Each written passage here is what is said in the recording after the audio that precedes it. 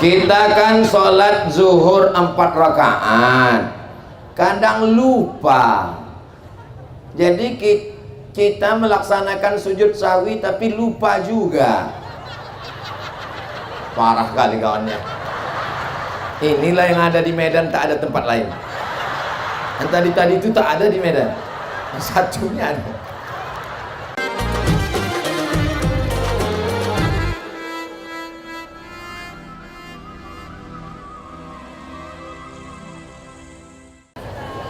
Assalamualaikum warahmatullahi wabarakatuh.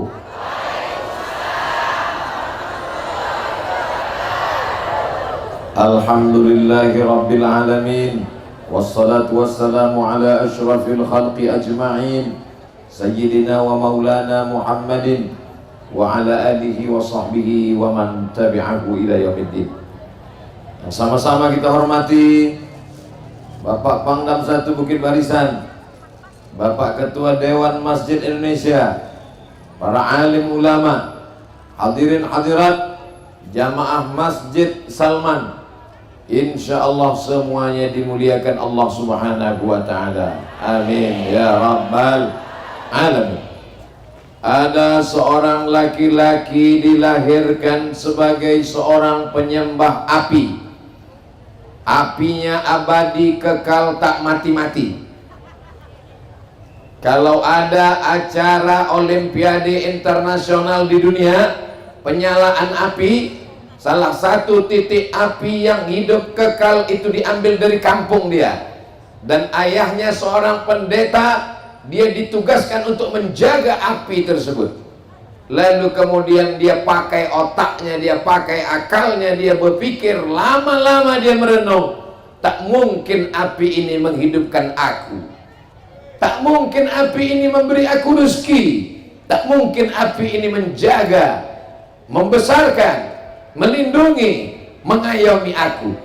Lalu kemudian dia pun melakukan perjalanan panjang. Dalam perjalanan panjangnya dia melihat orang menyembah berhala, menyembah patung. Dia pikir patung lebih baik daripada api, maka dia pun berpindah kepada penyembahan berhala. Hatinya mulai tenang, karena berhala berbentuk, ada kepalanya, ada tangannya, ada rupanya. Tapi lama-lama dia pun berpikir, tak mungkin patung ini bisa menciptakan aku, memuliakan aku, memberi aku makan, melindungi aku. Akhirnya dia terus berjalan, dan dia mendengar ada seorang nabi yang dikirim Allah Subhanahu wa ta'ala di kota Al-Madinah Al-Munawwarah. Maka dia pun datang ke Madinah. Dia tinggalkan menyembah api, dia tinggalkan menyembah berhala, dan dia bersyahadat di depan Nabi Muhammad sallallahu alaihi wasallam.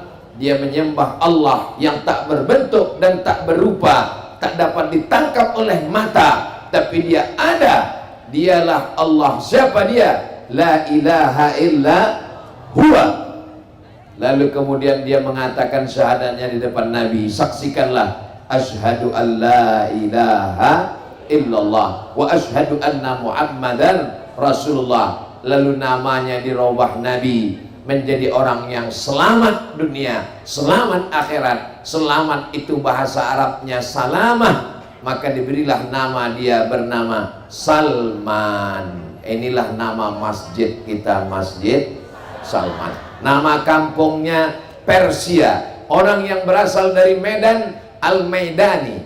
Orang yang berasal dari Makkah, Al-Makki. Orang yang berasal dari Madinah, Al-Madani. Orang yang berasal dari Irak, Al-Iraki. Karena dia berasal dari Persia, maka dipanggil dengan Salman Al-Farisi. Salman yang berasal dari Persia. Ini untuk membantah orang yang mengatakan bahwa Islam itu hanya untuk Arab saja. Sahabat Nabi tidak semuanya dari Arab. Ada yang datang dari Persia, Salman Al-Farisi. Ada yang datang dari Romawi, Suhaib Ar-Rumi. Ada yang datang dari Afrika Utara, Nubia, Bilal bin Rabah. Ada yang datang dari berbagai macam negeri.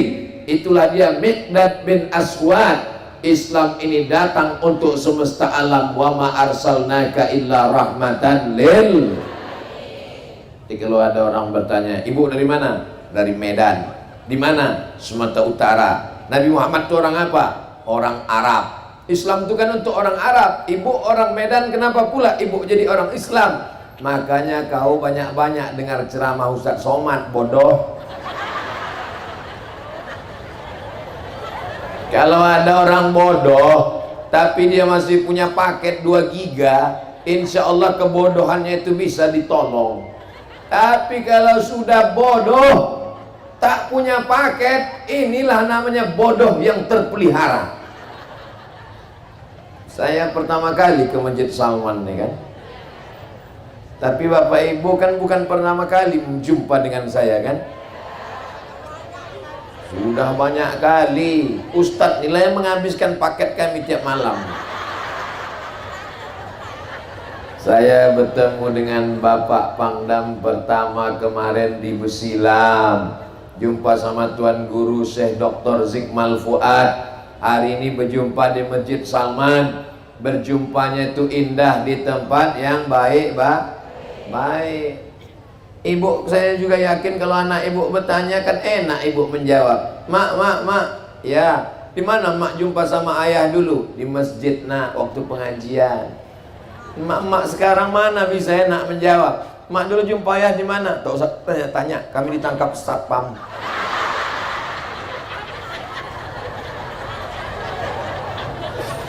Maka kalau orang masuk Islam tuh namanya dirobah. Ada orang namanya Abdul Ka'bah, Abdul hamba, Ka'bah, tak boleh menghambakan diri ke Ka'bah. Dirobah Nabi namanya Abdullah. Ada anaknya gadis nikah dengan Nabi.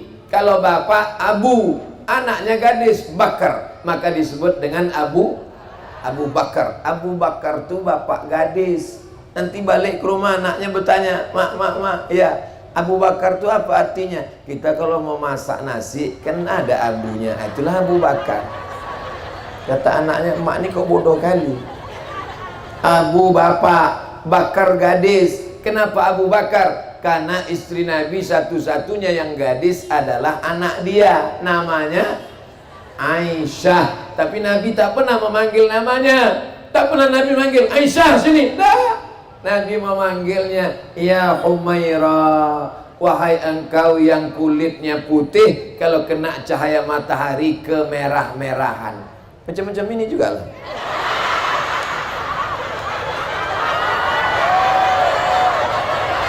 Saya sekedar menengok respon orang ini percaya apa tidak. Ini menunjukkan orang Medan ini kritis. Kalau tak cocok dia komplain. Mana pula begitu kata dia. Selama masyarakat masih bisa komplain, tidak menelan ceramah bulat-bulat, jangankan ceramah, duku aja pun ditelan bulat-bulat, payah awak besok pagi. Cerdas orang Medan nih, betul. Kenapa orang Medan ini cerdas? Salah satu sebabnya karena makan ombus-ombus. Tak kekurangan gula dia. Jadi Nabi itu kalau memanggil dengan kata-kata yang lembut dan berkesan di hati, ya Humaira, wahai engkau yang kulitnya merah kalau kena cahaya matahari. Ustaz, kata jamaah, ya boleh saya panggil istri saya ya Humaira? Boleh lah, apa pula tak boleh? Tapi dia tak putih. La ilaha illallah. Membahagiakan hati orang kan berpahala kan? Oh, adik abang yang paling putih di rumah ini karena tak ada orang lain. Ini ada pula suami terlalu jujur, dipanggilnya bininya, ya Hajar Aswad. Mentang-mentang adik itu hitam, hitam si tampuk manggis. Sudahlah hitam kulitnya berkudis.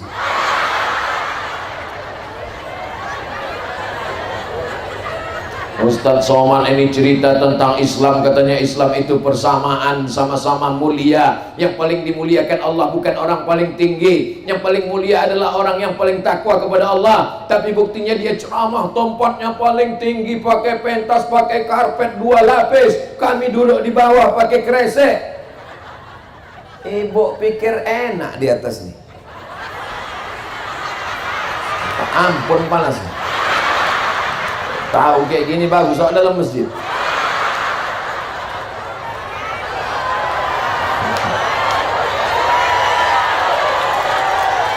Bapak yang dimuliakan Allah Subhanahu wa taala.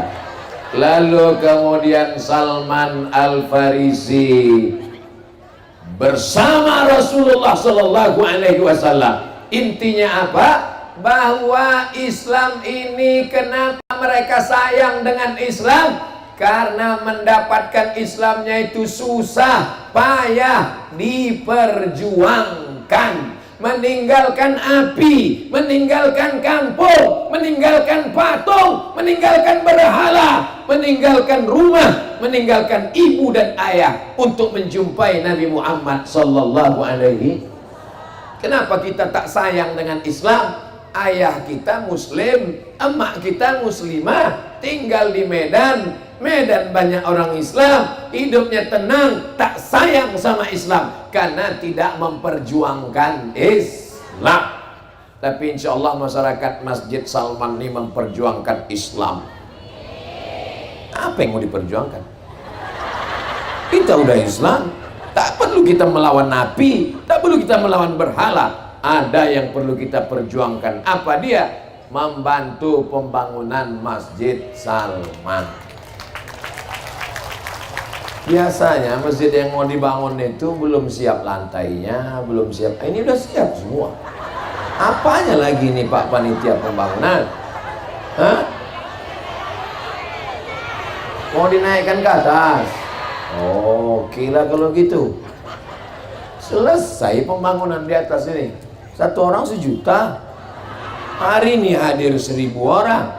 1.000 kali 1 juta? 1 miliar. Kirimkan ke nomor rekening berikut ini. Tak pula ada nomor rekeningnya di sini. Bapak Ibu yang dimuliakan Allah Subhanahu wa taala. Ibu punya duit 100 juta. Amin. Macam-macam tak yakin. Ibu bapak punya duit 100 juta. Dikirimkannya 1 juta untuk pembangunan Masjid Salman. Sesudah dikirimkannya 1 juta, lalu kemudian terasa jantungnya agak sesak sedikit. Rupanya itulah napas yang terakhir. Mati. Berapa duitnya tinggal? Memang orang kalau belum sarapan nih payah ngitung memang. Duitnya 100 juta. Dikirimkannya ke Masjid Salman 1 juta.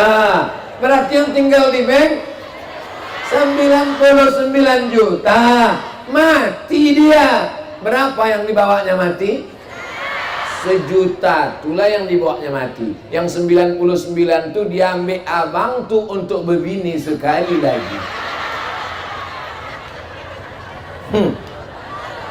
Ibu menahan-nahan selera lah untuk menabung duit tadi. Ditahan-tahan. Makan pun 1 hari sekali. Dimasak, makan siang, tak pula dimakan, dihirup aja. Minum teh manis, diletakkan gula dalam toples. Diisi-isi, tengok-tengok. Rupanya mati. Yang 1 juta dikirim ke Masjid Salman, tuleng akan kekal abadi, dibelikan semen, batu bata, kerikil, beton, orang sholat berjamaah. Yang 99 juta tinggal habis, tak berkesan sama sekali. Maka kalau ibu mau bawa mati duit itu semua, kirimkan semuanya ke Masjid Salman. Saya tak ada menyuruh, saya tak ada maksa, cuma cerita aja. Mau kalian kasih untuk abang tuh, untung mereka di belakang lah, ya kan bang? Senyum mereka. Tapi ibu yang dimuliakan Allah Subhanahu wa taala, berperanglah umat Islam dengan kafir musyrik jahiliyah dari Makkah. Salman dengan Nabi di Madinah, orang Makkah di sana, orang Madinah di sini. Bagaimana caranya biar supaya orang Makkah tak bisa menyerang ke Madinah? Salman bertanya ke Nabi, ya Rasulullah, ya, bolehkah kita gali parit? Untuk apa kita gali parit? kita gali parit lebar supaya orang Makkah tak bisa melompat kemari, lebar dalam supaya orang Makkah tak bisa menyerang kita. Ini strategi dari Persia, tidak ada dalam Quran, tak ada dalam hadis, diambil dari strategi perang Persia. Apa kata Nabi? Laksanakan Salman. Digalilah parit panjang, parit itu bahasa Arabnya Khandaq, maka perang itu disebut dengan perang Khandaq. 7 pos tempat penggalian, pos tempat pos penggalian itu dibangun masjid. Itulah di Madinah yang dikenal dengan Masjid 7. Mudah-mudahan nanti kita bisa pergi umroh, datang kita ke Masjid 7 tempat penggalian Khandaq itu. Nanti dijelaskan oleh Ustadz Iqbal Sauki Pulungan, dia yang punya trapel, berangkat bulan Februari bersama Ustadz Somad, ongkos ditanggung masing-masing. Nanti dijelas, memang iklan lah ini memang. Bapak Ibu Saudara sekalian, ini adalah Khandaq yang dulu digali bersama Salman Al-Farisi. Atas ide dia supaya orang musyrik Makkah tak bisa menyerang ke Madinah, dan 7 pos ini adalah masjid-masjid dibangun. Lalu kemudian perang ini juga disebut dengan perang Ahzab. Ahzab artinya koalisi partai-partai. Partai musyrik, partai kafir, partai munafik menyerang Nabi Muhammad sallallahu alaihi wasallam. Ini cerita sirah sejarah Nabi pagi ini, tolong diingat baik-baik siapa yang diceritakan, di mana lokasinya, apa nama perangnya, bagaimana strateginya, karena akan masuk dalam UAS, ujian akhir semester. Bapak Ibu yang dimuliakan Allah Subhanahu wa taala, ini menunjukkan Islam itu tidak menolak peradaban dari luar. Menggali parit itu bukan dari Quran, bukan dari hadis, tapi dari Persia. Persia itu Islam apa tak Islam? Mana pula Islam Persia? Kan itu yang kita bahas di awal tadi, menyembah api itu Persia, tidak Islam. Bolehkah kita memakai strategi dari negeri tak Islam? Ini dari mana nih datang? Ini dari Barat, ini dari Jepang, ini bukan dari orang Islam. Dipakai, boleh apa tak boleh? Boleh. Kalau tak boleh, keluarlah fatwa Majelis Ulama Indonesia, tidak boleh azan pakai mikrofon, karena mikrofon dari bukan Islam. Kita boleh pakai banyaknya toa di atas dia. Allah, 1, 2, 3, 4, 5. Oh, di atas menara tuh. Kalau sampai orang dekat Masjid Salman ini tak sembahyang, memang peka lah telinga orang. Tuh Kubah tuh dari mana datang Kubah? Mana ada Masjid Nabi dulu pakai Kubah? Masjid Nabi itu batang korma, atapnya ini adalah pelepah korma, rata aja, tak ada Kubah. Kubah itu datangnya dari Bizantium. Ada seorang laki-laki namanya Bizanti. Bizanti ini buat kerajaan, nama kerajaannya Bizantium. Somad nih kalau jadi raja, nama kerajaannya Somadium. Tapi karena dia ceramahnya di podium. Kalau tempat ikan, akuarium. Selesai Bizanti, naik lagi seorang laki-laki, namanya Konstantin, membuat kerajaan, nama kerajaannya Konstantinopel. Ada lagi raja namanya Alexander, membuat kota, namanya kota Alexandria. Karena orang dulu suka membuat nama kota dengan namanya. Beda sama orang Medan. Medan ini nama orang. Medan bahasa Arab artinya tanah lapang, tempat pertempuran antara orang Melayu dengan Aceh. Berdirilah kerajaan Melayu Delhi. Masjid memakai nama orang. Nama siapa yang dipakai? Walaupun yang membangun nama orang Medan, tapi orang Medan ini luar biasa, dipakainya Masjid Salman. Karena kalau nama orang Medan pasti ada ujungnya Salman Nasution. Yang Siregar merasa tak enak hati, Salman Pulungan. Maka untuk menyelesaikan konflik dipakailah nama sahabat Nabi Muhammad sallallahu alaihi wasallam, Masjid Salman Al-Farisi. Setiap menyebut nama sahabat Nabi radhiyallahu an, Allah meridhai mereka. Apakah Allah meridhai kita? Tengok dulu, kalau masuk ke kotak itu 1 juta diridhai Allah. Kalau 2.000 masuk WC lah. Baik-baik jamaah Masjid Salman ini.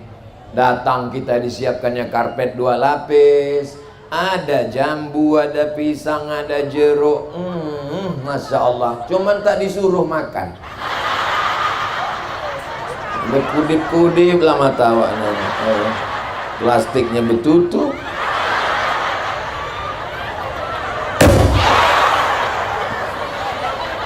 Hebatnya orang jamaah Masjid Salman ini. Kadang di Medan nih bertamu kita ke rumah orang, begitu disampai ke mejanya, ada di situ pisang, ada jeruk, tapi kaca semua, keramik. Sangkanya awak udah kepang.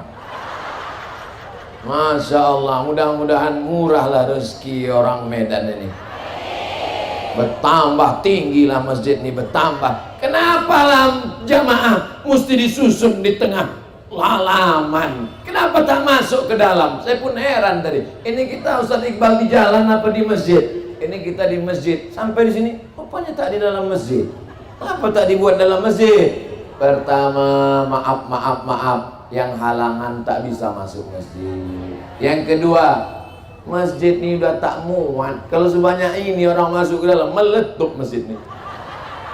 Maka dibuatlah di tanah lapang. Akhirnya sebagian ada yang di dalam sana. Maka insya Allah yang di sini, yang di dalam, yang di atas nih, semuanya masuk surga insya Allah. Cuman masalah siapa yang masuk duluan itu tergantung sedekahnya lah. Kalau yang 100 juta tuh, oh secepat kilat dia. Langsung. Kalau yang 1 juta cepat juga, cuman nggak pada cepat kali. Tapi kalau cuman 5.000 macam bekicot lah. Orang nggak sempat lama dia belum juga lagi. Tak ada orang Medan sedekah 5.000 itu tak ada. 2.000 banyak. Allahumma salli ala Sayyidina Muhammad wa ashghili zalimin bizalimin wa akhrijna min bainihim salimin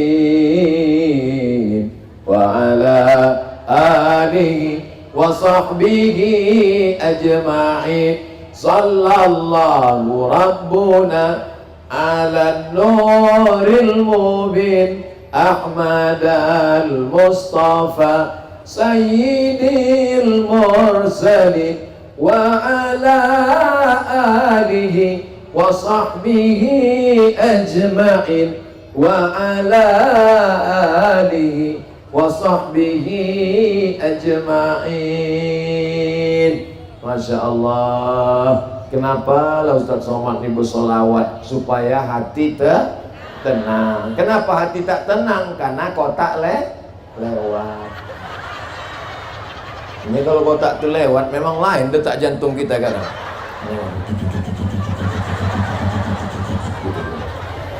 Untuk menenangkannya pura-pura nengok Ustaz tuh ya. Biar supaya kotak itu lewat. Udah agak-agak jauh sedikit, baru lewat. Rupanya kotak tuh banyak pula. Lewat satu, wah susun lagi belakang. Kok tahu kayak gini bagus lah aku tak datang tadi. Di mana-mana pengajian itu yang ramai perempuan apa laki-laki? Di sorga nanti yang paling banyak laki-laki apa perempuan? Kata siapa? Di neraka nanti yang paling banyak laki-laki apa perempuan? Perempuan, tapi tak ada orang Medan. Orang Medan masuk surga semua. Yang mengisi kota, yang tak mengisi diobok-obok dalam neraka jahanam. Banyak juga orang Medan situ, tapi yang udah mati dah. Yang hidup ini semua baik-baik ini semua. Mudah-mudahan yang memasukkan duit ke kota itu sedekah, rezekinya berlimpah, badannya sehat, anak soleh, penghafal Quran, istiqomah, lakinya tak dilarikan pelakor. Mak takut kali orang ni. Kenapa ibu tu tak mau bersedekah, Pak? Ibu tu diganggu jin. Asal sikit-sikit masalah. Kenapa ibu tu tak mengaji, Pak? Diganggu jin. Kenapa ibu tu tak ikut pengajian, Pak? Diganggu jin. Dipanggillah Ustadz Musdar. Ustadz Musdar ini kakak kelas saya di Mesir, meruqyah orang yang jenggotnya paling panjang lebatnya. Jadi kalau meruqyah orang, belum dibacanya ayat kursi, jin itu dah lari duluan. Menengok jenggotnya, mak ngeri, cabut kita gitu. Dibacakannya lah ayat kursi. Allahu la ilaha illa huwal hayyul qayyum la ta'khudhuhu sinatun wa la naum. Tak ada respon. Biasa kalau orang diganggu jin tuh ketawa dik. Ini tak ada respon. Pas ditanya, kau diganggu jin? Kata jin, aku udah lama pensiun. Tak ada ganggu orang Medan nih lagi. Jadi kalau ada orang Medan yang tak ikut pengajian, memang dia malas. Kalau ada orang Medan tak bersedekah, berarti memang dia pelit, bin bakhil, bin kedekut, bin medit, bin kikir. Itulah nasab atuk nenek moyang dia. Mak, oh ada yang bersedekah 5 miliar cuy. Pertanyaan. Nah, nanti kita bacakan 15 menit sebelum ceramah berakhir. Tadi saya mulai tausiah jam 10 kurang 15. Sekarang sudah jam 10 lewat 15. Sudah 30 menit. Berarti ada 15 menit lagi saya tausiah. Ibu enak bilang 1 jam, aku yang tegak berdiri di sini.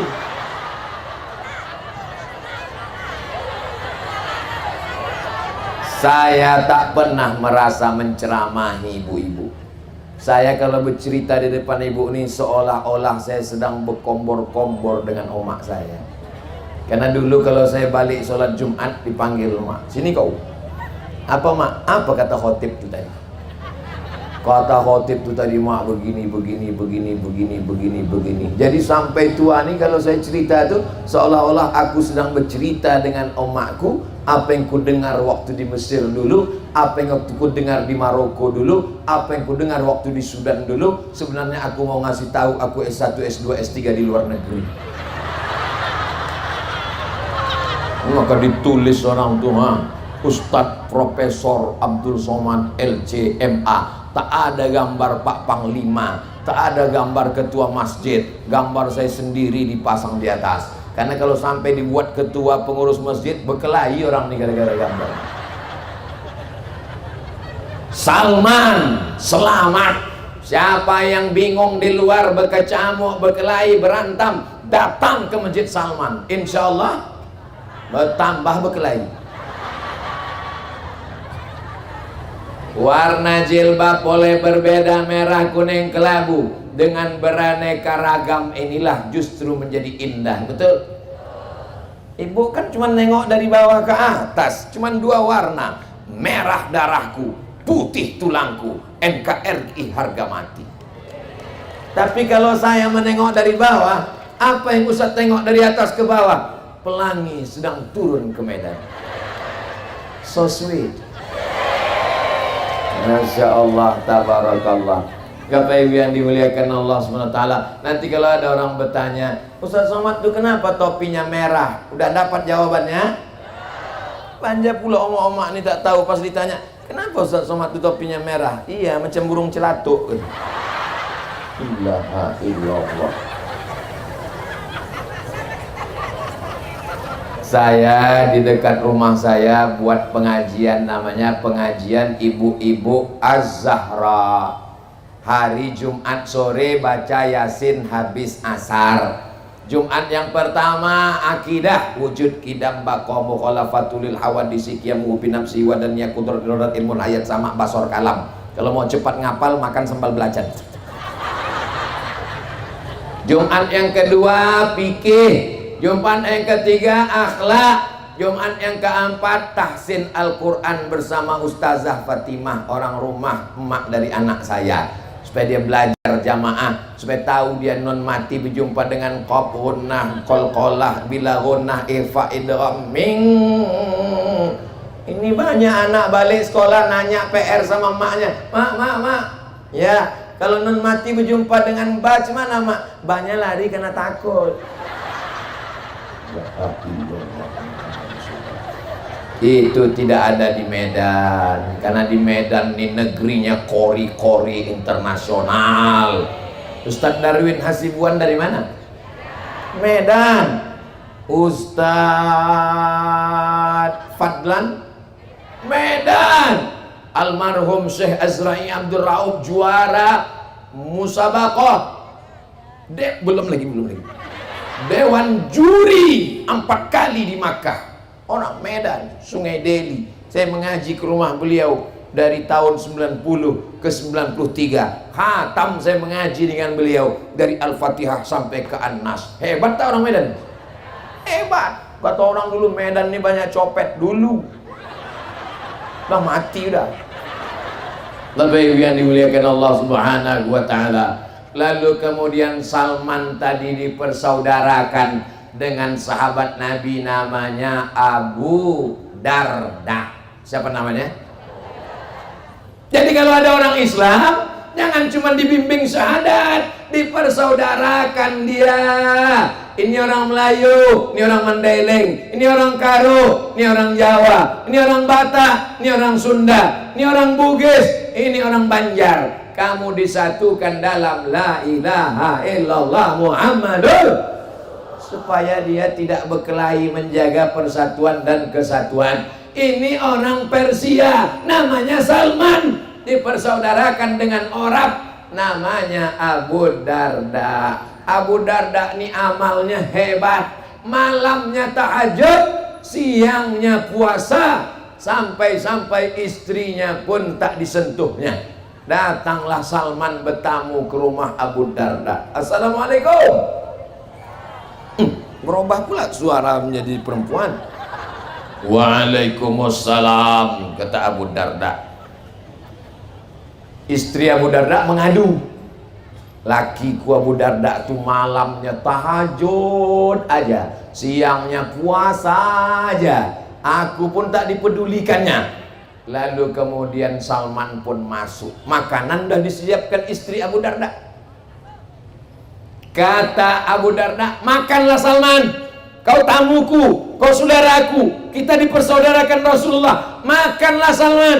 Apa kata Salman? Aku tidak akan makan sebelum kau makan. Itu menunjukkan tak boleh puasa tiap hari, kecuali bagi orang hidup sebatang kara. Bini tak ada, ayah tak ada, hidup sendiri, puasa dia tiap hari. Bagus, menjelang malaikat maut datang. Kalau tidak memudaratkan. Apa kata Salman menasihati Abu Darda? Inna li jasadika alaika haqqan. Badanmu punya hak, kasih dia hak badan. Apa hak badan?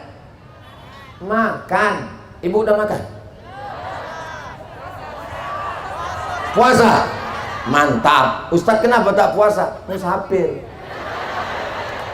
Inna li ainika alaika haqqan. Matamu punya hak, kasih hak mata. Apa hak mata? Belilah spring bed terhebat, termahal, harganya 100 juta. Sampai jam 2 malam orang di atas spring bed itu tak bisa tidur. Kenapa? Kreditnya mahal. Jadi sebetulnya tidur itu bukan di kamar, tidur itu bukan di hotel, tidur itu bukan di spring bed, tapi tidur itu di...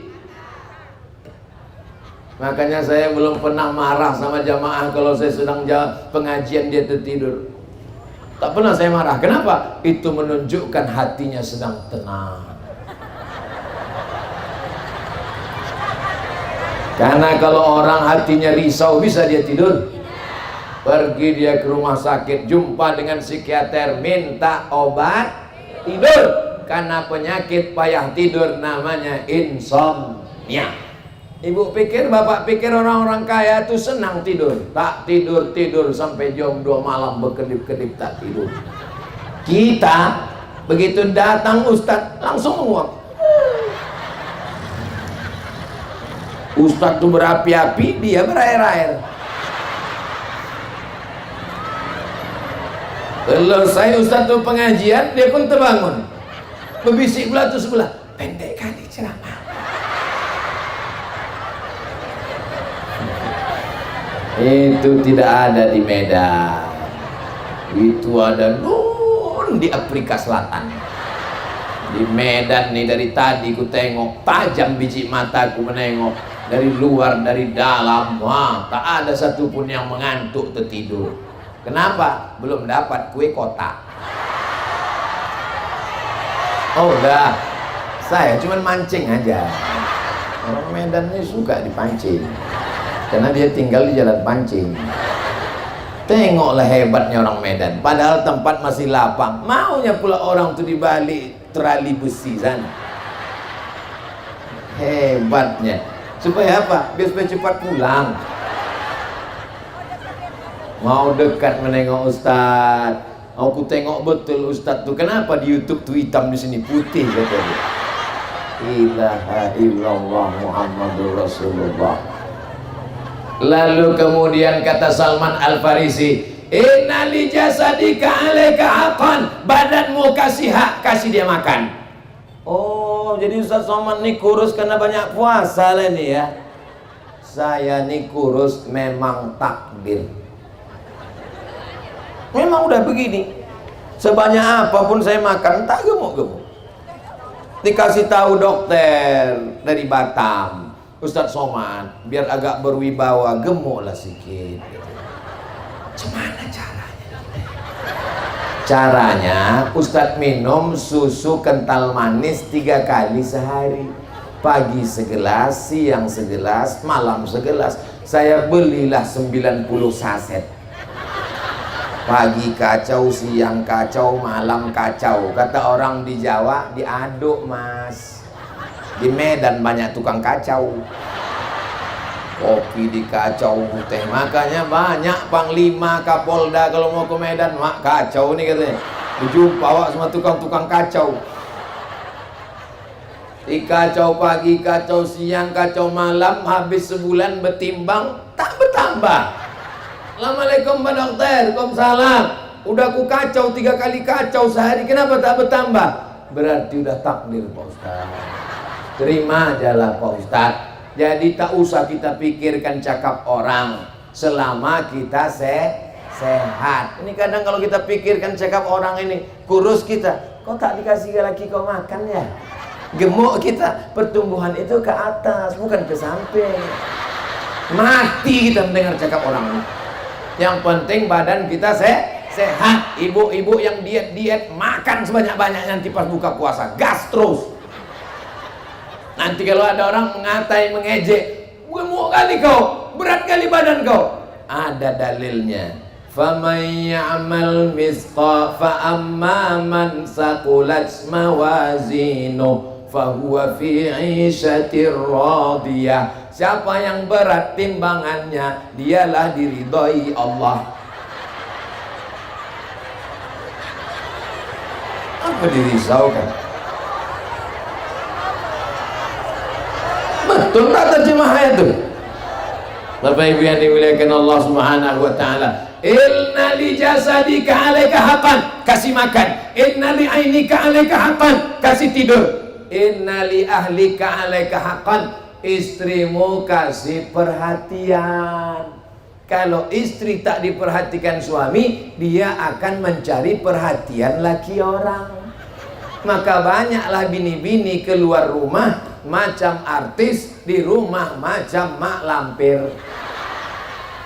Karena asik mencari perhatian orang. Dipakailah makeup tebal-tebal 2 inci, muka putih, tangan hitam. Itu pun tak ada di Medan. Medan nih, apa ini, lebah bergantung. Sallallahu ala Muhammad, sallallahu alaihi wasallam, sallallahu ala Muhammad, sallallahu alaihi wasallam. Ya Nabi salam alaika, ya Rasul salam alaika, ya Habibi salam alaika, salawatullah alaika. Ketika Salman Al-Farisi akan meninggal dunia, menetes air matanya, ditanya oleh sahabatnya, apa yang membuat kau menangis Salman? Kau sudah hidup dengan Nabi, kau sudah berjihad, kau sudah Islam, kenapa kau menangis? Karena aku diajarkan Nabi hidup di atas di dunia ini cuma numpang lewat, tak boleh ambil banyak-banyak. Aku khawatir aku sudah mengambil lebih dari yang semestinya. Menetes air matanya. Ini menunjukkan kita hidup jangan tamak rakus mengambil yang bukan hak kita. Asal cukup makan pakai selesai, sisanya serahkan ke masjid Ini di rumah pakaian sampai 3 lemari. Hari Sabtu shopping, hari Ahad shopping, pergi ke mall beli baju, celana panjang, celana pendek, baju panjang, baju pendek, semua dibeli. Lakinya kena darah tinggi karena hutang melilit, mati mendadak. Ini pun tak ada di Medan. Jadi yang kita bahas ini di luar Medan semua. Bapak Ibu yang dimuliakan Allah Subhanahu wa taala, sekaya-kayanya orang pakaiannya paling tebal 3 lapis, singlet di dalam, baju luar dengan sorban. Kalau ada sampai 4 lapis itu bukan kaya, itu demam. Sekaya-kayanya orang makin makan paling banyak 3 kali tambah. Enaknya tambah lagi, yummy, tambah lagi. Habis itu kalau ada sampai 5 kali tambah berarti usus bocor.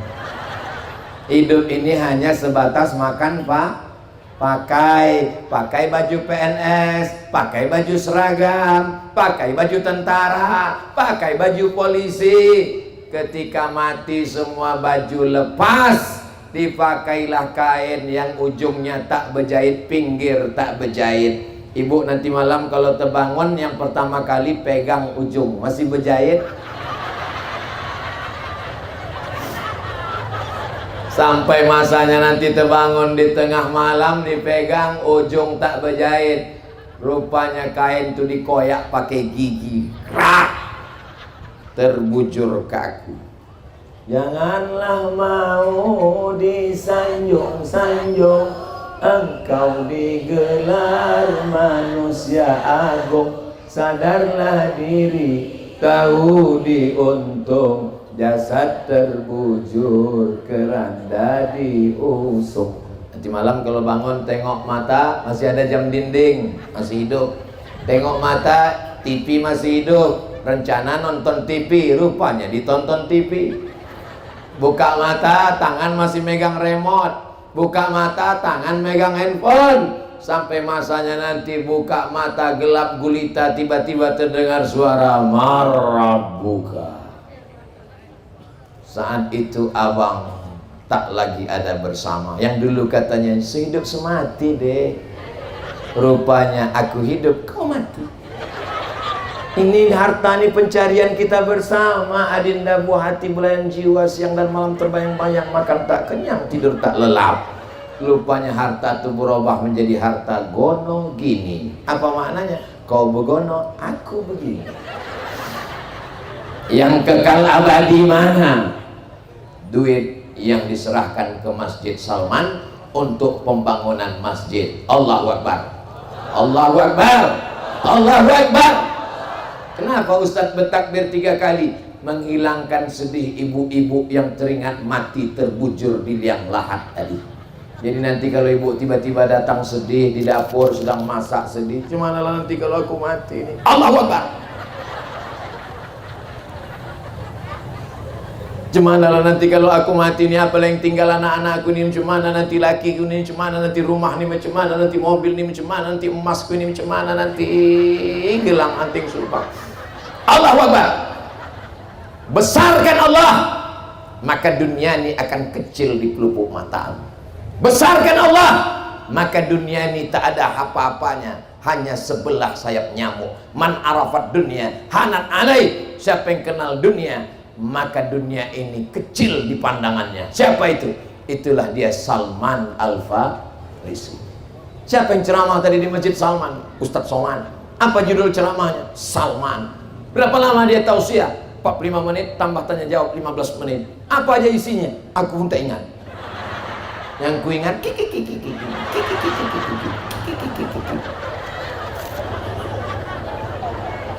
pas setengah 11, 15 tak mungkin jam saya ini bohong.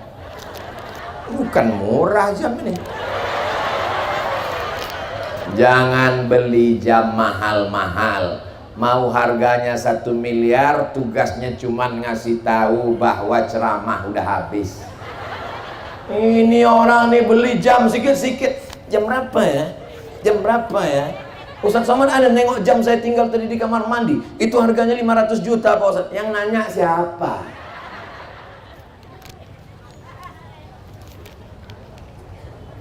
Apakah sholat yang tiada ba'diyah niatnya bagaimana? Sholat subuh ada ba'diyahnya? Sholat asar ada ba'diyahnya? Tak ada. Jadi kalau ada orang selesai sholat subuh tegak dia, Allahu Akbar. Sholat apa itu? Tanyalah dia, mana kita tahu. Setelah salam duduk kita penasaran, habis salam tanya, kau sholat apa? Aku tadi masuk ke Masjid Salman terlambat. Pas masuk imam sudah maju. Ada 2 rakaat yang lebih baik daripada dunia seisinya. Kalau tak kulaksanakan hilang. Itulah dia qabliyah subuh. Usolli sunnata subuhi rakaataini qabliyatan qadaan. Qadaan itu mengganti, bukan cuci tangan. Itu qadaan. Jelas? Tapi sebaiknya ba'diyah qadaan qabliyah itu dilaksanakan di rumah. Karena kalau di masjid nanti jadi fitnah. Jangan besok ibu buat di Masjid Salman, habis subuh langsung berbisik kawan sebelah. Siapa ini? Sesat. Kenapa dia sesat? Gara-gara ikut ceramah Ustaz Salman. Aku juga yang kena. Menghadiahkan kepada si mayit membaca Quran untuk orang lain sampai apa tidak Pak Ustaz? Banyak jenazah yang menjawab nih.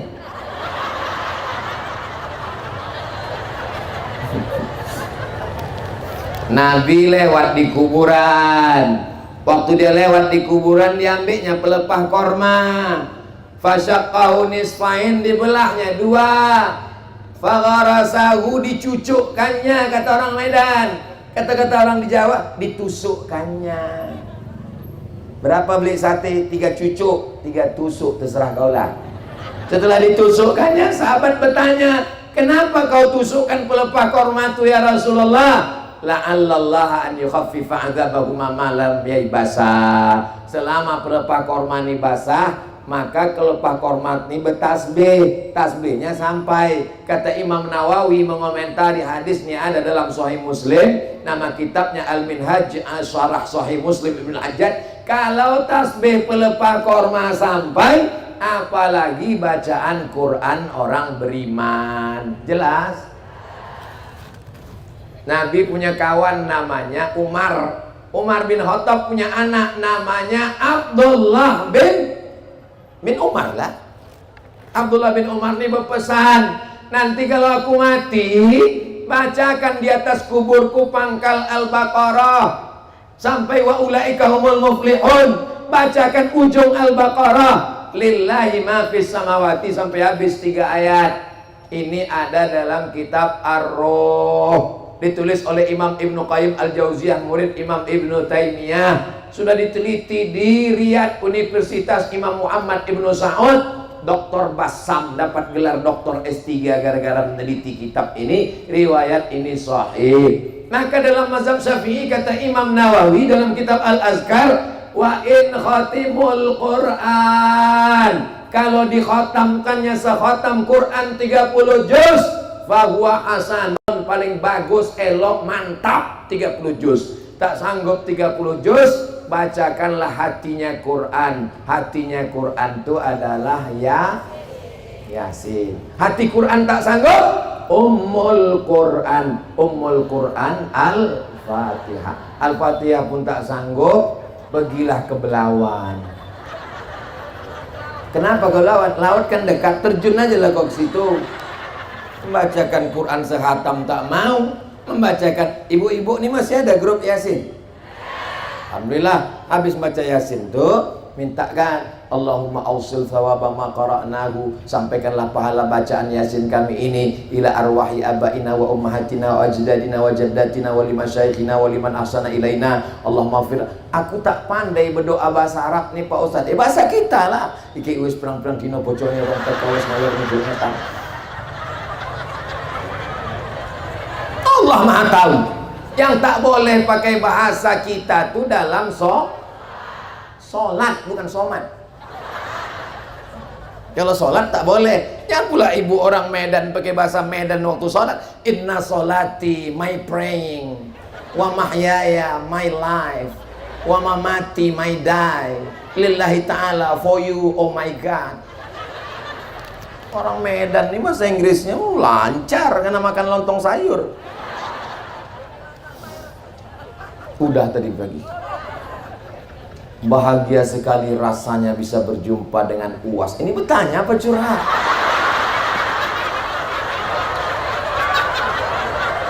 Saya mohon Ustadz doakan bisa memiliki anak yang soleh solehah seperti Ustadz. Allah, Allah, macam aku tak berhenti detak jantung.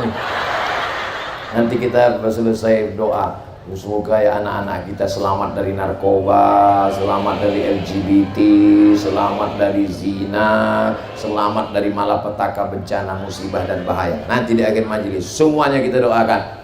Ustaz Somad doakanlah aku, Ustaz, aku belum punya anak Pak Ustaz. Berapa umur kau? 40 tahun. Mak, kenapa kau belum punya anak 40 tahun? Aku belum berbini Pak Ustaz. Kita kan sholat zuhur 4 rakaat, kadang lupa. Jadi kita melaksanakan sujud sahwi tapi lupa juga. Parah kali kawannya. Inilah yang ada di Medan, tak ada tempat lain. Yang tadi itu tak ada di Medan, satunya ada.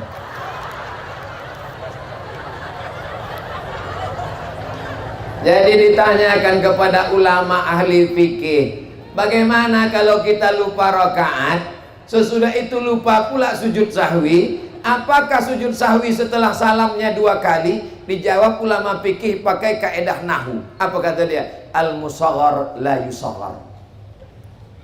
Orang yang belajar nahu paham. Artinya sujud sahwinya tetap sekali, 2 kali sujud. Kalau ingatnya sebelum salam, sebelum salam. Kalau ingatnya sesudah salam, sujud sahwi. Sujud yang pertama, subhana man la yanamu wa la yashu. Maha suci Allah yang tak tidur dan tak lupa. duduk antara dua sujud, sujud lagi, Allahu Akbar, subhana man la yanam wa la yashu, maha suci Allah yang tak tidur dan tak lupa. Kalau tak ingat, tak tahu bacaannya, tetap macam baca biasa, subhana rabbiyal.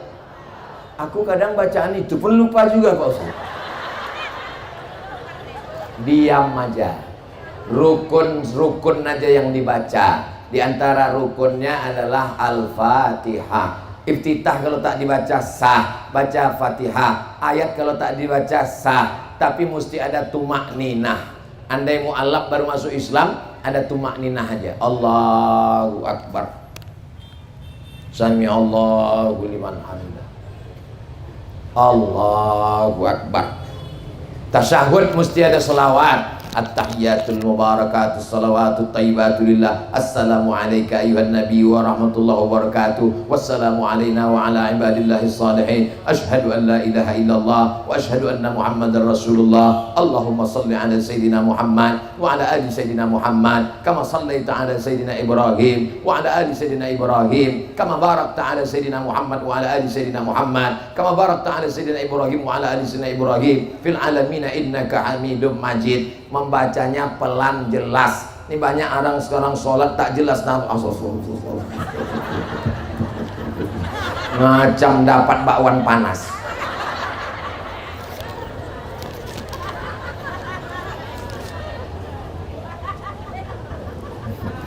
Ada pula ketawa yang terlambat membayangkan bakwan tadi.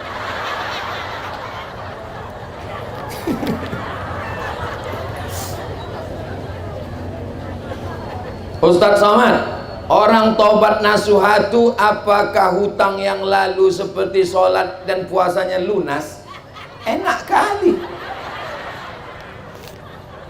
Orang yang tobat, sholatnya diqadha yang lalu-lalu. Habis zuhur nanti, usolli fardhu zuhri arba'a raka'atin qadha'an. Habis maghrib, usolli fardhu maghribi thalatha raka'atin qadha'an. Habis isya, usolli fardhu isya'i arba'a raka'atin qadha'an. Habis subuh, qadha tapi jangan di masjid, pulang ke rumah atau menunggu setelah masuk waktu sholat sunat isyraq. Satu sholat satu kali, satu sholat habis wajib sekali. Jangan gara-gara ini yang PNS besok ambil cuti sebulan alasan qadha. Jadi berapa lama laku qadha Pak Ustadz? Ya berapa lama tinggal. Kau tobat umur berapa? 50 Pak Ustadz. Akil balik 10, 40 tahun. Lama kali Pak Ustadz. Mudah-mudahan malaikat maut cepat datang. Pemutihan.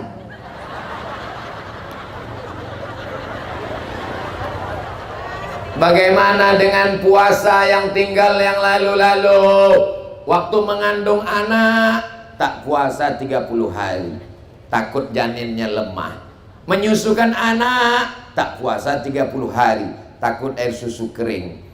Tahun kedua menyusukan anak 2 tahun, tak puasa 30 hari. Satu anak berarti ibu tak puasa 90 hari. Catat qadha.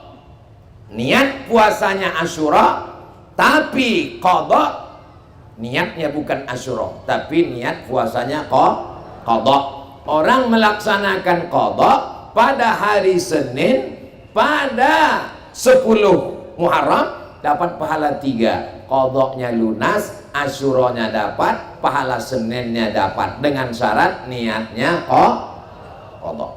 Mak saya meninggal umur 70 tahun hari Senin sedang puasa, tak ada alasan. Saya tanya dia, mak kan dah 70 tahun, sanggup puasa? Kalau tak sanggup, ku bayarkan fidyah. Aku sanggup puasa. Jadi kalau diqadha satu Senin Kamis sebulan 8 hari, 10 bulan 80 hari, tambah Zulqa'dah 8 hari, tambah 2 hari, maka satu anak itu lunas dengan qadha setahun.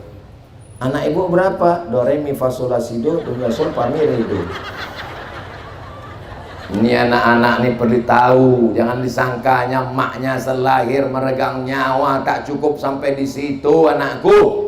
Besar perjuangan ibu-ibu nih. Saya anak pertama, adik saya nomor 2. Saya tanya almarhumah emak saya, mak udah lunas?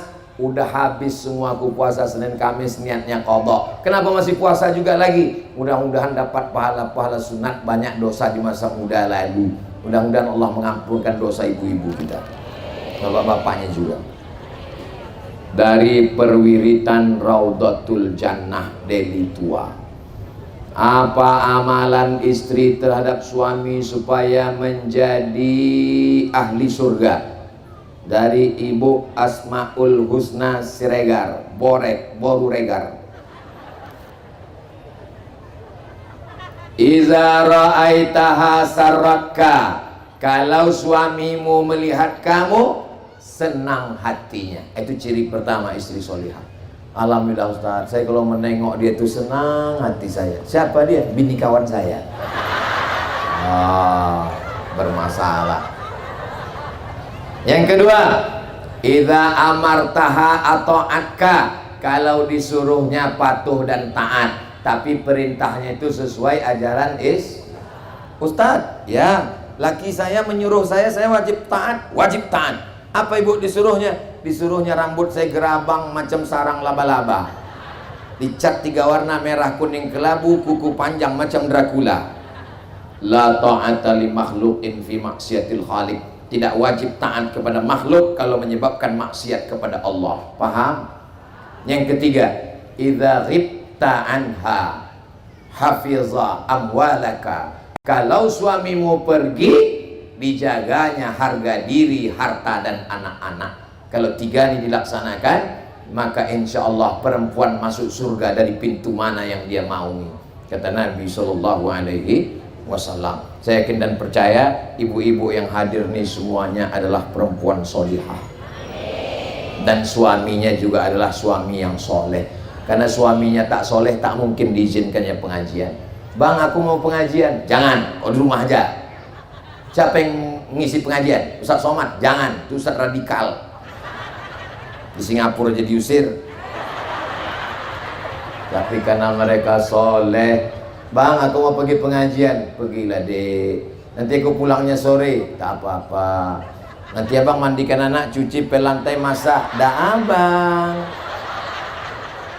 Itu bukan suami soleh, bodoh.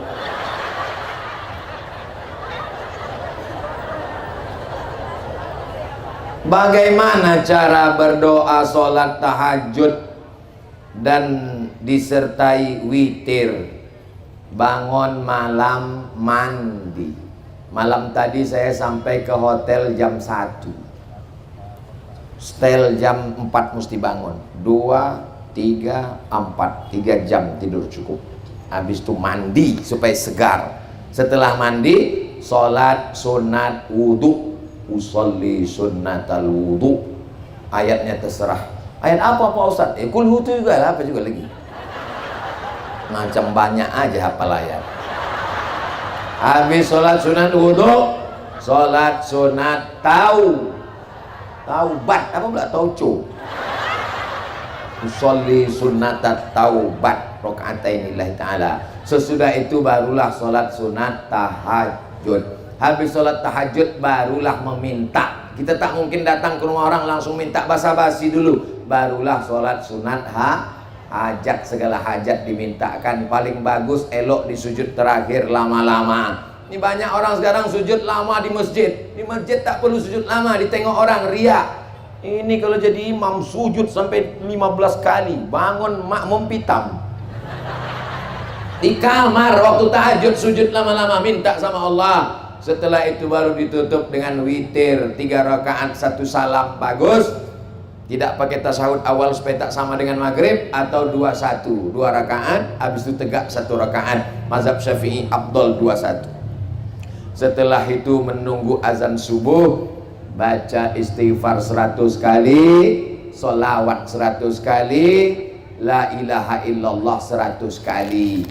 Payah menghitung pakai tangan, usahakan membawa tasbih 100. Astagfirullah, astagfirullahaladzim, astagfirullahaladzim. Sholawat pelan-pelan. Allahumma sholli ala sayyidina Muhammad wa ala ali sayyidina Muhammad. Allahumma sholli ala sayyidina Muhammad. Habis itu la ilaha illallah, la ilaha illallah, la ilaha illallah, la ilaha illallah. Ini selama ini tasbih ini dipasang di motor. Motornya masuk surga, yang punya masuk neraka. Bertasbih jangan depan orang, takut kita riak. Tapi kalau ada orang bertasbih depan kita, bukan berarti dia riak, tapi mesti simpan kantong habis sholat sembahyang. Saya malu Pak Ustaz buat tasbih, lupa panjang, malu, riak, sum'ah. Bagus tasbih digital, masukkan kemari. Tapi pelan. Saya heran juga dengan orang tasbih digital ini, cepat betul. Apa yang dibaca?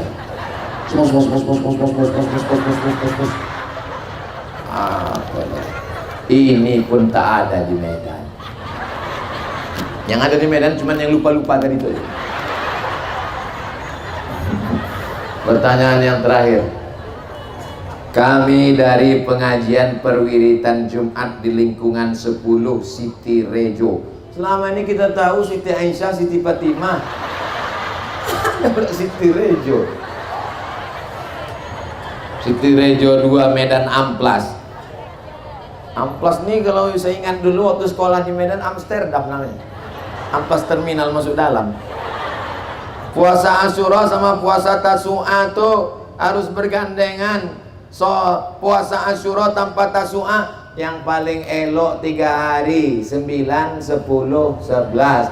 Tak sanggup 3 hari, 2 hari, 9, 10. Tak sanggup juga 9, 1 hari, 10. Tak juga sanggup, cari amal lain.